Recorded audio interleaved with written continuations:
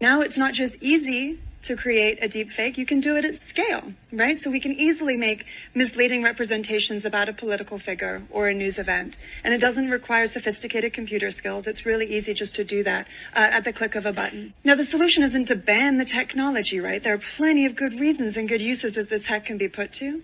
But it tells you why governance is so important.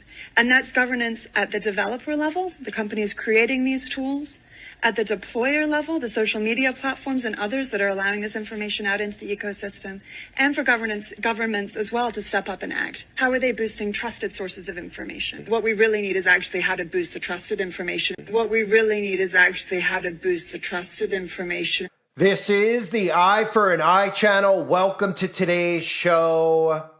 We need more governance. Have you not heard the outcry yet? This is what, of course, the globalists are calling for, telling us that we need more governance, and now, of course, convincing a lot of the brain-dead zombies out there that things like misinformation need more governance, thus giving them more power. And then nobody asks the question of who is dictating what is actual information from disinformation. Instead, what they're doing is saying, we've got to stop this. And of course, they're using the political ideologies to make people want more censorship and more global governance without realizing that it's these wicked people who are tyrannical dictators for the most part, who are trying to police what can and cannot be said, thus eventually making sure that nobody questions them, the authority over all of us and the rulers over all of us. And of course, we're using technology here to bring about more governance. Now, I'm going to get into the Summit for Artificial Intelligence, which occurred at the World Economic Forum here in November, just a week or two ago. And a lot of the frightening things they talk about in regards to we need algorithms to promote what they call trusted sources of information to boost that. And of course, talking about predictive policing, which again leads to pre-crime, which I've covered in the past over and over. These are all really important things that everybody needs to know about. I also need to make you know about this other important thing, which is my other channels, United Uprising and A Call for Vengeance. If anybody out there is interested in potentially live streams, which I'm leaning towards doing in the future, very, very soon, live streaming, interacting with you guys, answering questions, etc., make sure you subscribe to my other two channels, linked below now, because they will only be occurring on those channels. If you want to be a part of that, do so now. I'm also going to be uploading exclusive content and new content on those channels too, so I need more people to subscribe to those channels if you haven't yet. I am 2 strikes away from termination on this channel.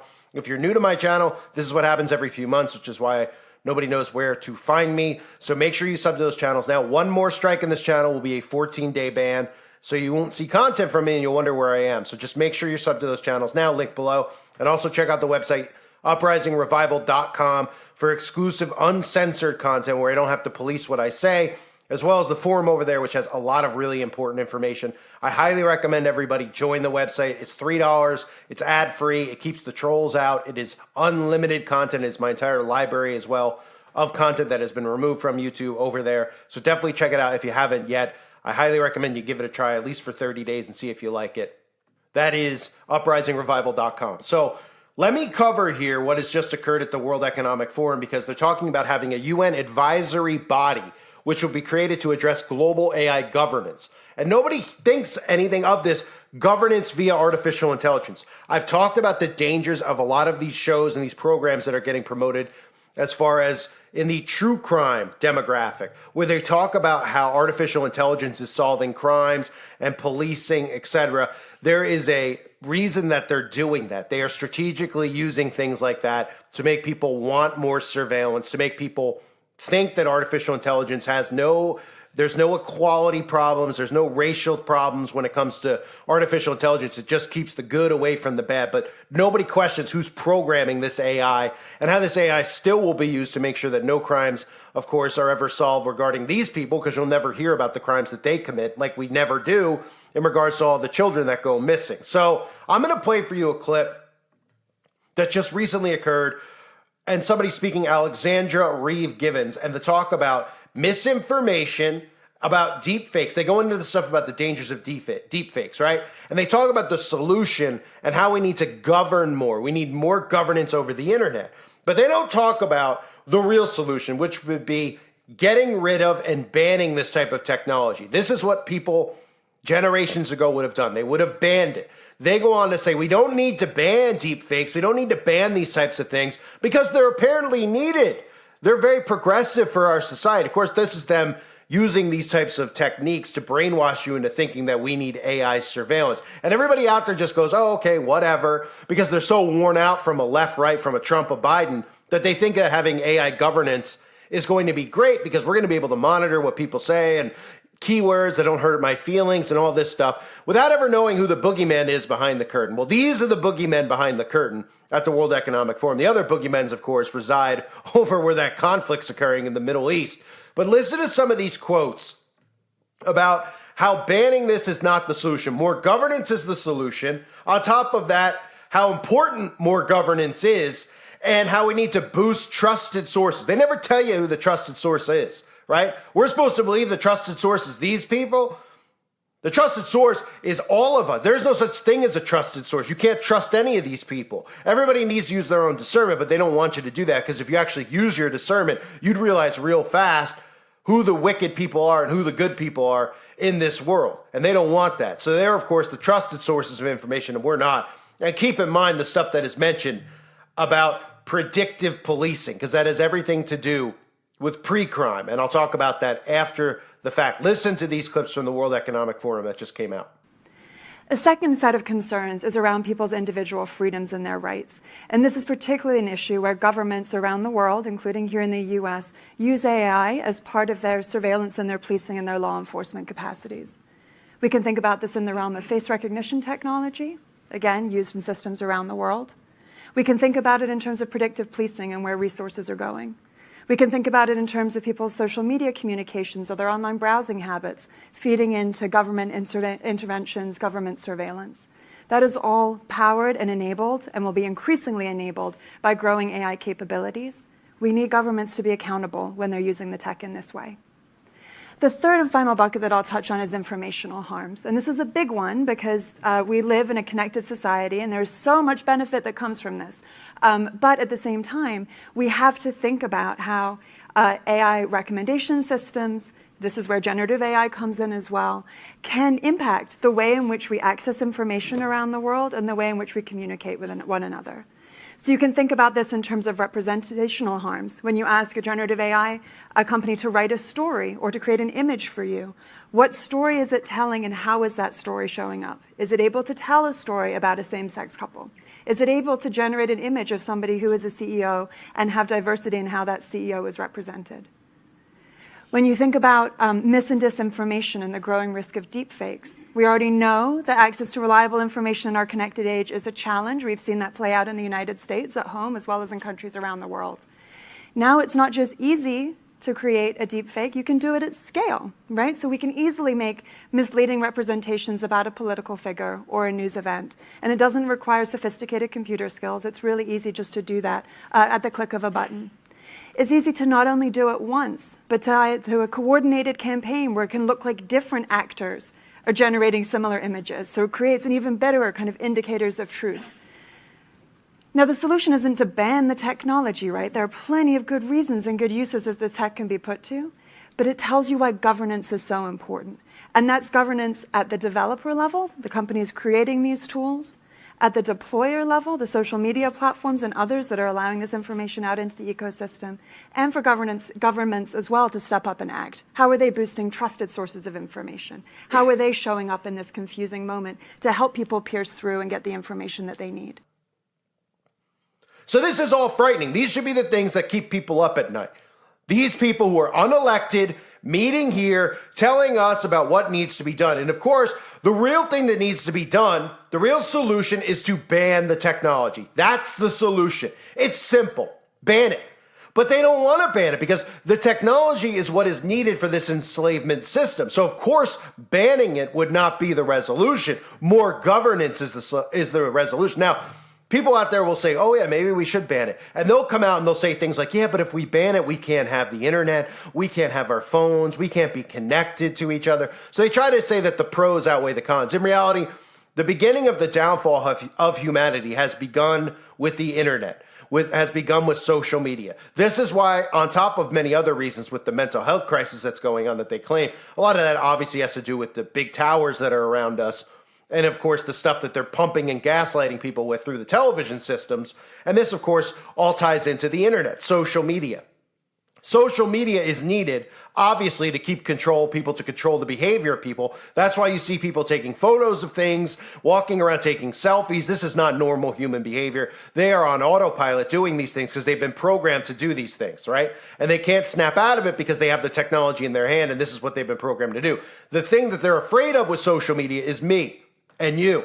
That's what they fear. That is why the policing needs to be done, because they don't want people to break up from this programming. So that's the big key here. What's misinformation and what's actual information? Of course, we're all labeled misinformation because we're a threat to stopping global governance. So if people realize what these people are actually saying, this will be stopped and can be stopped, and they can't have that happening. So banning technology is not the answer because they want to keep the technology, because the technology is what's going to be used for the surveillance state to have control over your everyday life, your every thought, your every movement. All these devices are needed to track you and monitor you, right? And then on top of that, they use, like I mentioned, with the pre-crime, right? The constant using of these shows. There's a reason that all of a sudden these police type shows have gone so viral and so mainstream. There have been shows in the past like Cops, like Unsolved Mysteries. They are using these shows to pump in these crimes that seem unthinkable, unimaginable, and of course, very difficult to solve are being solved, thankfully, because of the tech, because of the way they're able to DNA test. This is strategically being done by design to make people not just comfortable with a surveillance state, to want it, right? Because the more crimes that are committed, which they're pumping and pushing people to commit crimes with all the psychological war that they're doing on people's minds and telling people that they're victims, telling people they should commit crimes, et cetera, they're making people want more surveillance. They're making people feel more threatened. More people are putting cameras like the Ring on their homes because they feel threatened, because they're feeling threatened from the news reports and the constant non-governance of maniacs and stuff that our government is allowing out of prison. Thus, people are wanting this technology on their homes, not realizing, and in some cases they do realize it, but a lot of obviously are not realizing that this is about a surveillance state, global enslavement through artificial intelligence and through our technology, right? So when they sit there and they talk about this stuff and then they mention predictive policing, they don't think that anybody out there is going to pick up on what they're talking about. Predictive policing is watching and monitoring your behavior and your patterns, which means, in other words, people are like, well, predictive policing, that's fine. If so-and-so is, doing this on the internet, then he should be monitored and watched. And you're thinking in your head, you're like, well, if they're looking up stuff involving kids, they should be policed and monitored. Yes, agreed. They should be arrested, actually worse than arrested. But what it really means is that people who are looking up conspiracies or questioning the government on the internet, they're going to be policed, and it's predictive policing because they're going to watch what you're looking at. Oh, you're looking at this guy, you're looking at that conspiracy, you're looking this up. Now you're on a list, and they're going to arrest you before you even do something because they're going to say you are at risk of committing a crime because of the things you were looking at. And all these things will not be dangerous things that are threats, but they'll convince everybody that they are because it'll be a threat to them, not to you, to them. You're saying this online, that's a threat. You're questioning authority, that's a threat. So you're going to be arrested beforehand just based on what you're looking up. Oh, you're looking up the things like, the libel, blood, put the words together in reverse order so the algorithm doesn't pick it up. Oh, well, we're going to put you on a list and we're going to use predictive policing to arrest you beforehand. And they're going to convince you that that is going to benefit society because you're a threat to society, because you were looking that up. And you could eventually, all they have to do is come out with these news reports and say, well, the pattern of what these people research as far as conspiracy leads to these events happening, bombs going off and threats to society, and we need to police people who are looking these types of things up. Thus, people will begin monitoring their own behavior to themselves and not looking these things up, even if it's something that they feel like, oh my gosh, this seems suspicious. I should look into this. Oh, I won't look into it because I don't want to be policed. I don't want the government to think I'm a threat. I don't want to be arrested. I don't want to be thrown into prison.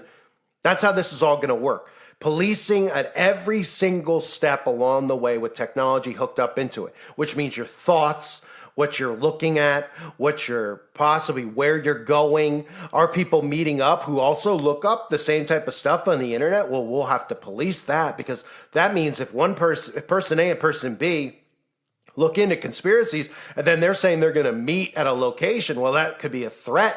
They could be starting a militia, etc. And they'll convince everybody out there that what they're doing is for the benefit of them, but it's not. It's for the benefit of these elites, these globalists, who are the ones behind the AI governance. Now, nobody elected the UN. Nobody knows who the people are on the board of the UN because they're not told to know, and they're not told that it matters, but it does matter. So the UN Advisory Board is going to be created to address global AI governance over our everyday lives. And it's going to be taught and told to all of us that there's equity. Like the global governance system is AI. So AI doesn't see skin color, it doesn't see gender, but what AI sees is anybody who's a threat to them as a threat to humanity. And they'll convince everybody out there that they are and that they need to be taken down because everybody's trust will be in AI and not in man anymore. And it should never have been in man, but our trust should always only be in God. But we see how people are growing colder and colder to one another. So nobody trusts one another, but they all seem to trust their technology. Their technology can do no wrong. Their technology has no prejudice. Their technology can be trusted. It's always been there for them at all times. And it's something they can't live without, right? Convincing you can't live without technology. So these are the threats that we're facing. And the psyop around these is what people need to be aware of. How this works. Because people hear this stuff, they're like, AI governance. Oh, well, we won't have a Trump or a Biden anymore. It sounds better than that because they're wearing you down. They're weakening you. They're beating you down to death emotionally with all this left-right garbage back and forth. Then you think, well, AI doesn't see this or see that. So AI can police us from these horrible crimes that we see on true crime all the time. And it doesn't care about this or that. It's just a straightforward thing. But really what it's going to be, this surveillance state, is going to 100% to be built on you conforming. That's what it's going to be built on. You're conforming to this. And it's going to continue to just get tighter and tighter. Their grip will be tighter and tighter. Because in the beginning, they'll be like, well, yeah, you could be Christian, etc. You're allowed to have your beliefs. And then it just gets tighter and tighter as you give more to them. They take more from you. And that's what this is headed towards. And this is what they're meeting at the World Economic Forum, right? This was their last meeting, their summit, talking about this. More governance. More. At a time where we're all looking around saying there should be less governance, they're showing you that they want more governance. They want more control because that's ultimately about. People ask me all the time, like, what is this about though? Because they always get misled by the mainstream media, including Fox, talking about money. It's not about money. It's about control. Full control. Control of your thoughts. Controlling you to the point that you control and police yourself. Because even if you know what's right from wrong, you won't look up and you won't research and you won't do anything about it because you're afraid. Because you know that this AI global governance will go after you and attack you. And that's all it's designed to do, is for us to be policed and monitored and not question the people in charge. That way there can't be an overthrow of these elites when people realize who they are. Because in the past, empires like the Roman Empire have been overthrown by the people, by revolutions. In this case, there won't be able to be one. You'll never know who they are. And anytime you speak of them or even think about doing something, because remember, the technology will be under your skin, they will be able to police you and take you down and arrest you. And that's what this will be. Thought police at a new level. Predictive policing at a new level. And we're all going to be the ones who don't benefit from it, who are enslaved by it. They're going to be the only ones who benefit from it because they're going to be fully protected. And that's all they care about. That's why an uprising against this has to start now. It can't start later. And that's why they say things like banning technology won't help. Oh yeah, we really benefit from deepfakes. Huh? How do you benefit from a deepfake? They benefit from a deepfake. That's why they say we can't ban that tech. What is do we not benefit as a society because we all want to watch Tom Cruise deepfakes? No, they benefit from it because they can use it to manipulate and create false crimes around people like us and use a face scan and put us on a deepfake and say that we did this or we did that. Because it's for blackmail purposes, for them, and it goes to their benefit, not ours. This type of technology should be illegal, and it should be stopped. And the only way we can stop it is if we rise up against it. But it doesn't look like anyone wants to do that because even people who are awake are very into their technology and very much into their phone, which leads people like me more and more every day when I wake up thinking about becoming more and more off-grid, which means even removing myself from the internet completely and getting away from this before it's too late. I thank everybody again for being here. Reminder, like I said earlier on, check out the website while I am still on the internet. I still want to do this every day. Make sure you subscribe to my other channels if you haven't yet, and definitely check out the website, uprisingrevival.com. At the very least, sign up for free videos so you can get email notifications of my latest uploads. I thank you guys again. Hope you're all well. God bless you as always and your families.